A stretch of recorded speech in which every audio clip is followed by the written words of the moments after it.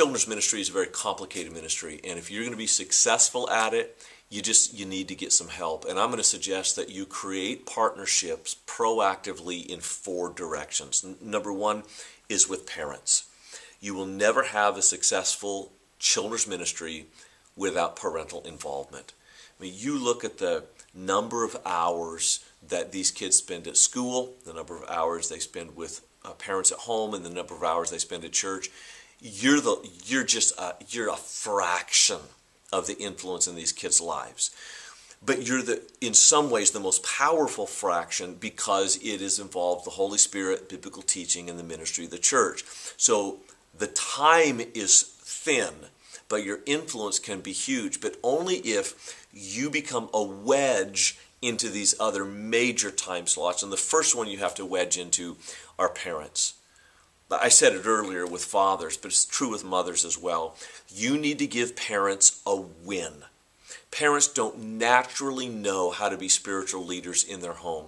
So what you send home to the children, the emails you send to parents, maybe even some deliberate times of training or communiques with parents, you need to help parents know how to be the best spiritual leaders that they can be. In essence, your job is not what you do with the kids on Sunday morning.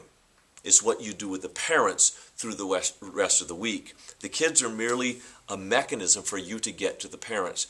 Your goal is not to win a child for Christ. Your goal is to help a parent win his or her child for Christ. Your goal is not to teach the child about the Bible. Your goal is to teach parents how to teach their children about the Bible. Your goal is not to teach kids how to pray. Your goal is to teach fathers how to pray over their children, and then teach children how to pray by listening to the fathers. Does that make sense?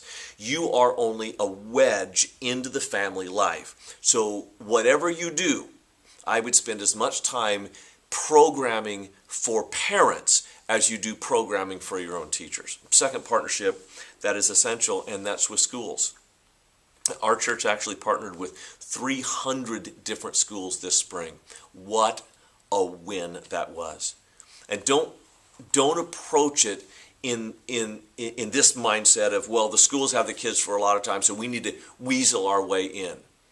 You need to ask one question: how can I bless my kids' schools? And if you have 3 elementary schools represented, then I would figure out a way to bless them. What do they need? Most public school teachers are spending their own money to buy supplies for their kids because school systems are so strapped.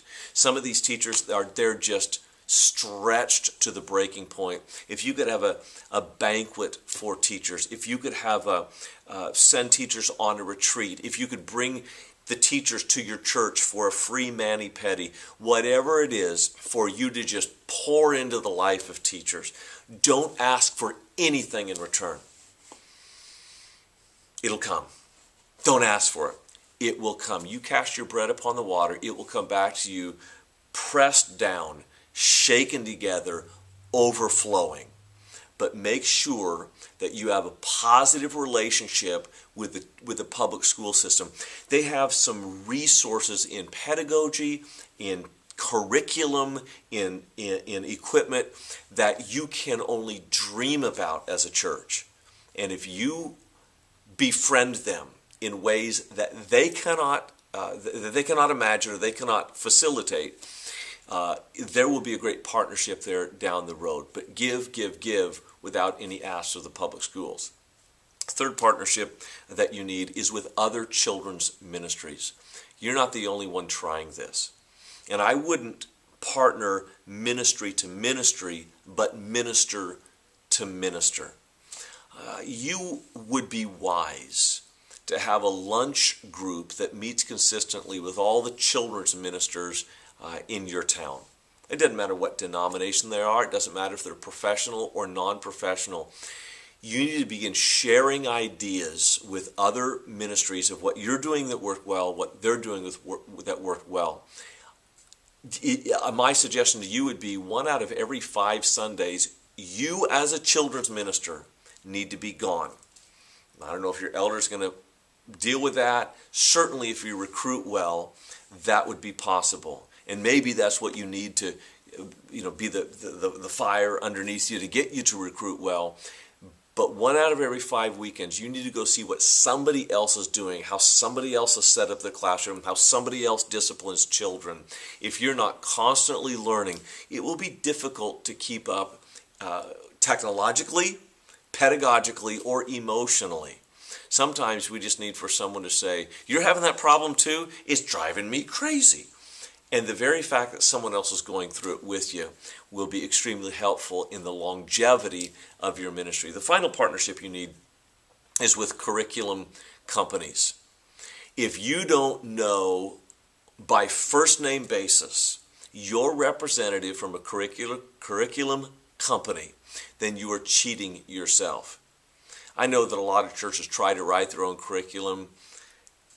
Honestly, I've been a Bible college professor for 22 years. I'm capable of writing children's curriculum. I wouldn't dare try it, because the curriculum that is produced is more time sensitive than even the deepest scholarly commentaries. Scholarly commentaries, they just get into Greek and Hebrew words. You're talking about activities and dealing with Piaget's formal logical thinking, trying to figure out what kids at different ages are able to absorb biblically. With memory systems, you're trying to deal with graphics and design, with photograph and copyrights. It's just too much hassle. Buy your curriculum from a company that you trust and get a relationship with a rep at that company that you can call on a personal basis and say, "Hey, we ran out of stuff. Can you fax some stuff over?" Or what new is coming out that we might stay on the cutting edge. If you want to do your own curriculum, more power to you. But you're not probably going to be able to come close to the curriculum of a major publisher, and you're going to wind up spending more money in man hours or in woman hours than you would in the financial resources. So find a partner in the curriculum company as well.